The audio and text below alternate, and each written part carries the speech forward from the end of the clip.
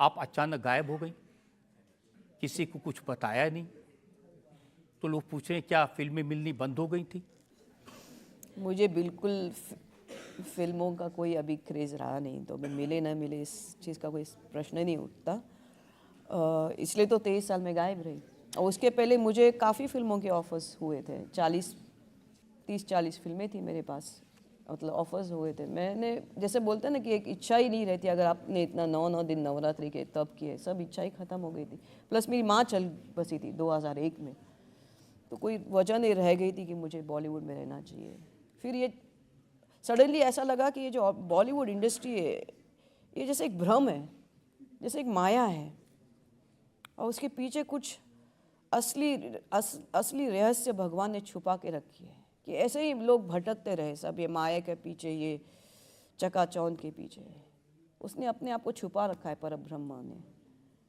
तो मैं उस भेद को समझ पाई कि ये सब छल है, ये तो नष्ट होने वाला है सब एक दिन। ये और करीना जल्दी कटरीना सब भटक रहे हैं।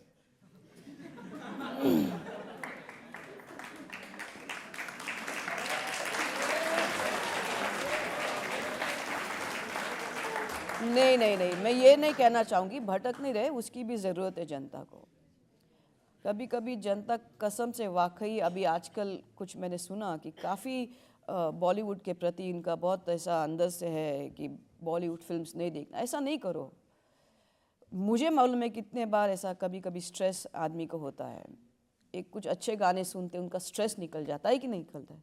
मैं आपको पूछती हूँ, ऐसा लगता है कि अभी मैं अपने आप को ख़त्म करूँ। बिलीव मी, ये ब्रह्म विद्या जो अभ्यास है ना, मुझे काफ़ी बार ऐसा लगा कि मैं अपने आप को ख़त्म कर दूँ, और काफ़ी बार प्रयत्न भी किए, असफल रह गई मैं।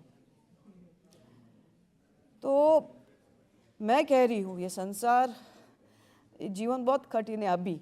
उस वक्त फिर भी साधु बनना बहुत आसान था, कुछ था ही नहीं इनके पास। अभी काफ़ी कुछ संभलना पड़ता है। देखिए, आपकी जो पहली फिल्म थी तमिल में, फिर दूसरी तो तेलुगु नहीं, में, नहीं, ये दोनों फिल्में बहुत हिट हुई थी।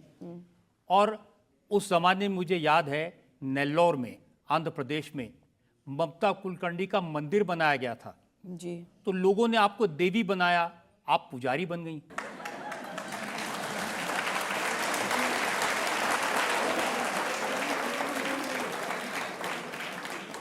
देखिए, मैं मूर्ति के खिलाफ हूँ। जब तक मानव है, इवन मैं कुछ भी होगी अंदर, शायद मैं आद्या हूँ, महाकाली की अंश हूँ, प्रतीक स्वरूप हूँ, लेकिन मुझे नहीं लगता मेरी मूर्ति कहाँ भी होनी चाहिए। मूर्ति तो सिर्फ पराशक्ति की होनी चाहिए, वो पूर्ण रूप है, वो पूर्ण स्वरूप है। वो ये कभी याद नहीं आता कि पब्लिक ने कितना प्यार दिया? आपकी पहली फिल्म सैफ अली खान के साथ में आशिक आवार आई, एकदम हिट हो गई, जहां आप जाती थी लोग आपको प्यार करते थे। जी जी। तो अब लोगों को लगता है कि अचानक क्यों चली गई थी, क्यों गायब हो गई? बस मुझे आध्यात्मिक जीवन पे ज़्यादा रुचि समझ में आई और लगाव लगा मुझे। एक मैं शो देख रहा था जिसमें शाहरुख खान कह रहे थे कि वो जब आपके साथ डांस कर रहे थे करण अर्जुन में, सलमान खान और शाहरुख, तो आपने दोनों को बहुत डांटा था उनके डांस स्टेप्स के लिए। नहीं नहीं, ऐसा नहीं हुआ था। ऐसा कहा? शाहरुख ने कहा? शाहरुख ने कहा, अच्छा। उन्होंने कहा हम ठीक से रिहर्सल नहीं कर रहे थे। नहीं नहीं, एक्चुअली ऐसा हुआ था, मैं आपको वो पूर्ण बताती हूँ क्या हुआ था उस दिन। एक्चुअली चिनी प्रकाश कोरियोग्राफर थे करण अर्जुन के, और ये दोनों शाहरुख सलमान गए थे शूटिंग पे, मैं अकेली बैठी थी। 1-1.5 घंटे के बाद चिनी प्रकाश का असिस्टेंट आता है, ममता जी ढाट ढाट। मैंने कहा हाँ जी क्या हो गया? बोला आपको मास्टर जी बुला रहे। तो मैं ऊपर गई, तो ऐसी स्टेप्स थी, मैं ऊपर जा रही थी, सलमान यहाँ से जा रहा था, शाहरुख यहाँ से जा रहा था, और दोनों तो मैं, और कसम से मेरे में चंडी आ जाती है ऐसे। तो एनीवे मैं चुप बैठ गई, मैं कुछ नहीं, मैं एकदम सीरियस रह गई। तो मैं गई, और रात का 8 बजे का समय था। तो गई, मैंने कहा मास्टर जी बोलिए क्या है? तो बोलता है ममता, मैंने डिसाइड किया अभी ये जो स्टेप है ना दोनों, यू विल डू अलोन। मैंने कहा मास्टर जी क्या बात कर रहे हैं आप ये? और सुबह शूटिंग, वही फर्स्ट शॉट मेरा, और फर्स्ट शॉट ये कैमरा लगा था, 3 कैमरा लगे थे, मेरा one take one okay first shot, और मैं ऐसा देख रही थी, ये दोनों शाहरुख सलमान ऐसी ये थी, क्या उसको बोलते हैं, झाड़ी थी बड़ी, तो उसके बीच में दोनों की मुंडिया ऐसी बाहर और वो हंस रहे, लेकिन मैं अंदर से नेक्स्ट शॉट इन लोगों का लगा दिया। और मैं बताऊंगी कौन सा शॉट भी है, वो घुटने के ऊपर है, ऐसे दोनों घुटने के ऊपर, आंगन में ये कुछ है, एक रिटेक, दो रिटेक, ये गिर रहा है, ये खड़ा हो गया, ये ऊपर हो गया, ये नीचे हो गया, ये गिर रहा है, और वो भी 5000 लोग की क्राउड थी। तो जैसे रिटेक और चिल्लम चिल्ली, और दूसरा रिटेक और चिल्लम चिल्ली, और ऐसे 25 रिटेक हो गए। और राकेश जी ने बोला पैकअप, और पैकअप हो गया। हम लोग दौड़े वापस रूम में, और मैंने बोला लास्ट इवनिंग में इन लोगों ने चक्कर किया मेरे साथ, आज मैं इनको अकेला नहीं छोड़ूंगी, समझ में, बाकी सब स्टेप्स मेरे ऊपर हो गए। तो ये गए दौड़ के ऊपर दोनों, सलमान और शाहरुख, और मैंने बोला मैं आ रही हूँ, फट से मैंने अपने स्पॉट बॉय को सब दिया, मैंने कहा अभी मैं जा रही हूँ, इनको क्या भरोसा मेरे ऊपर ही पूरा गाना हो जाए, दोनों ऐसे ऐसे करके घूम जाए। तो देखा मैंने ऊपर जाके, मैं जैसी आई, सलमान ऐसा गया और धाड़ से दरवाजा बंद करके लॉक कर दिया और मैं निकल के आ गई। तो ये कांड हो गया था, और कुछ नहीं, यही था। इन दोनों में ज्यादा शरारती कौन है? एक्चुअली इससे ज़्यादा शरारती तो सलमान है।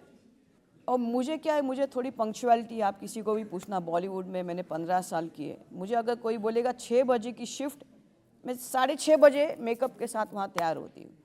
तो 6:30 बजे मैं निकलती थी, ये सलमान की रूम मेरे बाजू में, तो ये ऐसा ऐसा करके आता था और मेरे को देखेगा ऐसा, अरे जल्दी चलो श्रीदेवी जा रही है, जल्दी चल, जल्दी जल्दी जल्दी श्रीदेवी जा रही है ऐसा करेगा वो। और मैं देखूंगी, मैंने कहा जस्ट शट अप, हो गया सलमान, ऐसा करेगा। आप इतनी बड़ी स्टार थी, लेकिन घातक में आइटम नंबर कर दिया। जी जी जी। उसकी क्या वजह थी?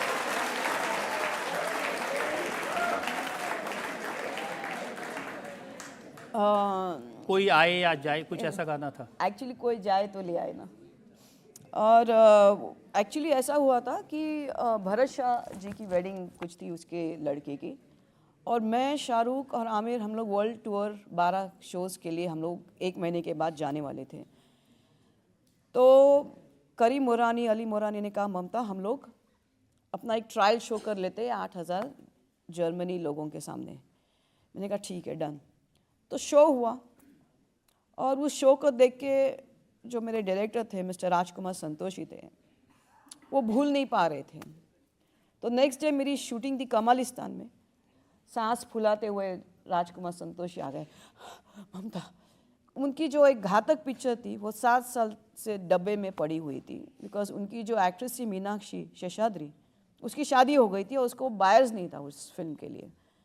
तो वो मुझे आ गए घातक की गाना लेके, तो मैंने नेक्स्ट इज द हिस्ट्री जो हो गया। बड़ा हिट हुआ था वो गाना। जी जी जी। तो मुझे ऐसा नहीं लगा तब कि आज के पहले, उसके पहले किसी भी ए स्टार एक्ट्रेस ने आइटम नंबर नहीं किया था। मैंने कहा मुझे एक ऐसा लगा कि मैं एक स्टेज पे शो कर रही हूँ, और वैसे ही शूट हुआ वो शूटिंग। अगर आप देखेंगे गाने को, 5-6 डांसर्स थे, और वो मेरा वर्ल्ड टूर का एक्ट भी ऐसे होते थे, समर सॉल्ट था, विंड मिल था, ऐसा था। और अक्षय कुमार भी उस समय उभर रहे थे, उन्होंने आपके साथ एक फिल्म की थी जो काफ़ी हिट हुई थी, अक्षय कुमार बड़े स्टार बन गए उसके बाद। जी जी जी, सबसे बड़ा खिलाड़ी पिक्चर थी। और आमिर खान तो हाँ, परफेक्शनिस्ट हैं, जब बाजी उनके साथ कर रही थी तो बार बार सीन करने पड़ते थे। मैं भी थोड़ी परफेक्शनिस्ट हूँ।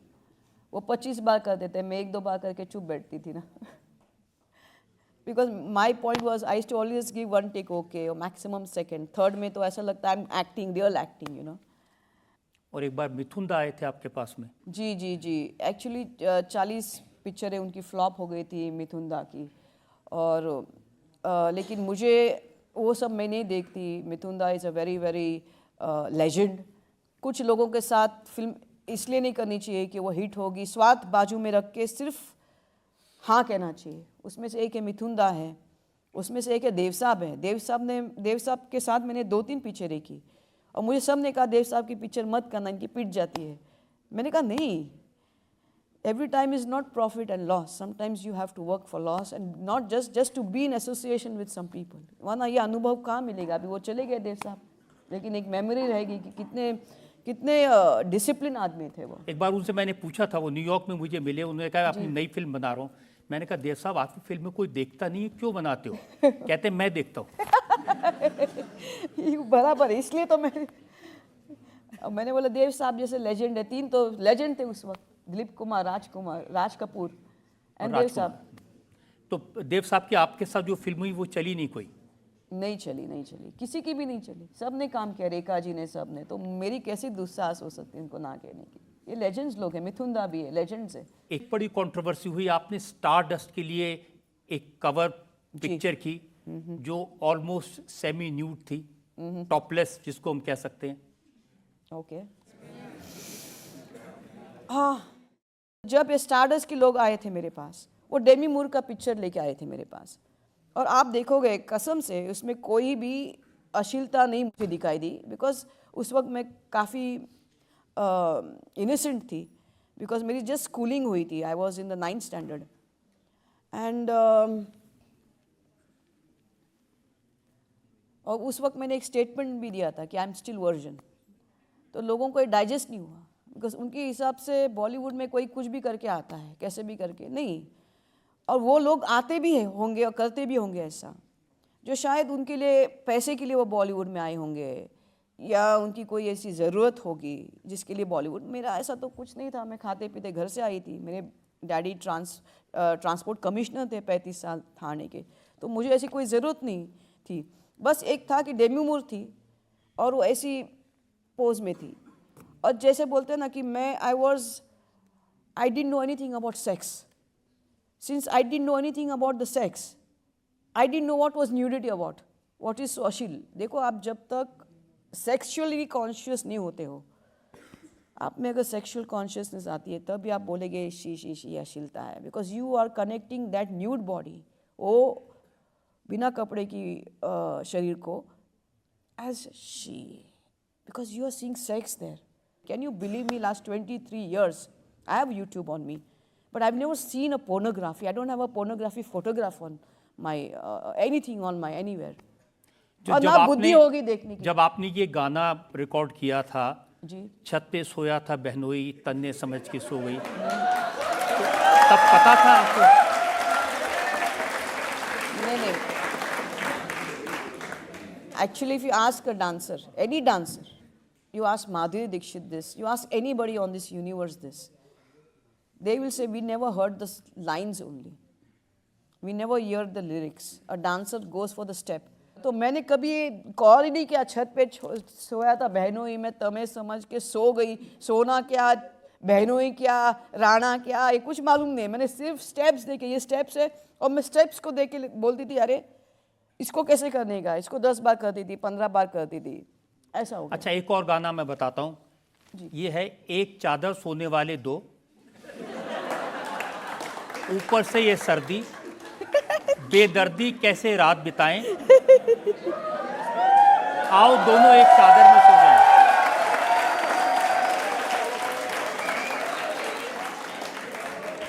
अभी आप 6-7 के बच्चे को बोला I am too sexy for the thing for the sexy, बच्चे को थोड़ी मालूम है सेक्सी क्या होता है। वो गाएगा, उसको लगेगा मंत्र है, वो बोलेगा मंत्र है। कोई गाना ऐसे ही गाते हैं जैसे Jack and Jill went up the hill to fetch a water. अभी क्या करें, बॉलीवुड में ये तो करना पड़ेगा। गाना कोई और गा रहा है, नाच रहे कोई और है। अच्छा, कभी कभी तो हमको ऑन द स्पॉट गाने मिलते हैं, तो ये सब गाने मालूम है, जब तक मैं शूटिंग पे नहीं, ऐसा जैसा भी कैमरा आपने सच दच के रखा है, वैसे वहाँ जाते सुनती हूँ, अरे ये कौन सा गाना आ गया, क्या लिरिक्स है, ऐसा है। तब तक वो तो फिनिश हो गया, वो खाना बन के तैयार होता है वहाँ पे, मैं सिर्फ जाके स्टेप्स करती हूँ वहाँ पे। अब इसीलिए तो कहते हैं ना कि 900 चूहे खा के बिल्ली अच को चली।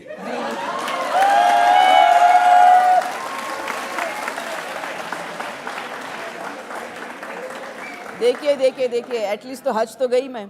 900 ने, 1000 ने, 5000 बोली है, वो खा के तो हज तो गई मैं। जैसे गौतम बुद्ध है, लेकिन इसमें भी स्त्री और पुरुष के लिए 2 मापदंड है, बाय द वे। कोई ये नहीं पूछता सिद्धार्थ को जब वो बुद्धा होता है कि सिद्धार्थ, जब तुम महल में तुम्हारे पिताजी आपको बाहर नहीं जाने के लिए क्या क्या आपको सामने आकर्षित करवा रहे थे, मुझे किसने बोला कि उनको स्त्रियाँ देते थे, अप्सराएं देते थे, क्या क्या देते थे कि वो बाहर की उसकी बुद्धि ना हो। तो वैसे तो सिद्धार्थ ने 1000 चूहियाँ खाई होगी वहाँ पे महल के अंदर। तो ये कोई सिद्धार्थ को बुद्ध, जब वो बुद्ध होता ये नहीं पूछता। लेकिन ये क्यों एक स्त्री अगर एक साध्वी होती उसको ये पूछना चाहिए कि तुम्हारे पास्ट में तुमने कितने चूहे खाए या चूहियाँ खाई। वो तो 23 साल पहले खाई थी ना। देखिए सारे तो इसलिए तो प्रोड्यूसर ब्रह्मचार्य का व्रत 12 साल की शुद्धता होती है अंदर की, इसलिए तो वो शुद्धता करनी पड़ती है। सारे प्रोड्यूसर डायरेक्टर उस समय कहते थे इतने लंबे बाल, गोरे गाल, हिट मशीन है ममता कुलकर्णी, और उन सबको छोड़ के आप चले गई मालूम नहीं कहाँ। कुछ लोगों ने तो इंस्टाग्राम पे यही लिखा है, ममता जी ये किधर किसके चक्कर में आप पड़ गई है, बाबाओं के चक्कर में पड़ गई है, आपने आपको सत्यानाश करके रख दिया है, हम तो आपको करण अर्जुन 2 में देखना चाहते थे, ऐसा मत करो आप, ऐसा भी लोग बोलते हैं। हाँ, तो उन लोगों की पुकार सुनेंगी कभी आप? नहीं, अभी तो वो खत्म हो गया ना। जैसे मैंने बोला दूध का घी में परिवर्तित हो गया, तो सवाल ही नहीं उठता। कभी आपको ये रिग्रेट होता है कि ऐसी फिल्में की, ऐसे फोटो शूट किए, ऐसे गानों पे डांस किया? नहीं, मुझे लगता है उस वक्त वही ठीक था। और वो उम्र भी होती है, यंग में तो आदमी सब कुछ करता है, करना भी चाहिए। उससे आपको पूर्ण, बोलते हैं ना हम लोग, भौतिक में अगर पूर्ण आप जाओगे तो ही आप you want to go to sanyas. जनता में से हम सवाल ले लेते हैं एक दो।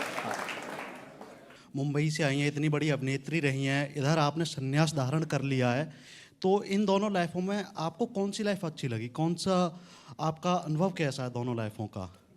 मैं आपको एक बात बोलूं, अब कसम से मैं बात बोलूं, 23 साल भी कम है ईश्वर को देने के लिए। और मैंने जब मेरा अभिषेक चल रहा था, पट्टा अभिषेक चल रहा था, मैं काफ़ी रो रही थी। तो लोगों को लगा मैं कुछ पश्चाताप कर रही हूँ। अरे नहीं, अभी मैं गोविंद गा रही थी, आंसू बहे, वो भक्ति के आंसू थे। देखो मैं अभी भी रो रही, मैं भगवान के नाम पे रो सकती। अभी आप सोचो,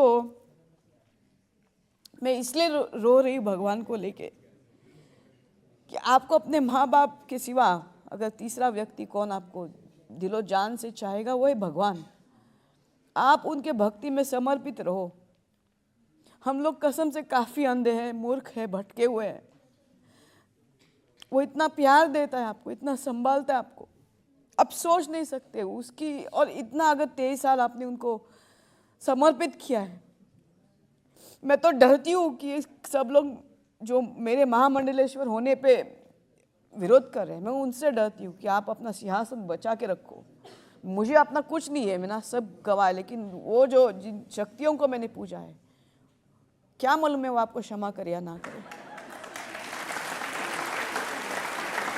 यहाँ एक और ब्रेक के रुकेंगे और ब्रेक के बाद आपकी अदालत में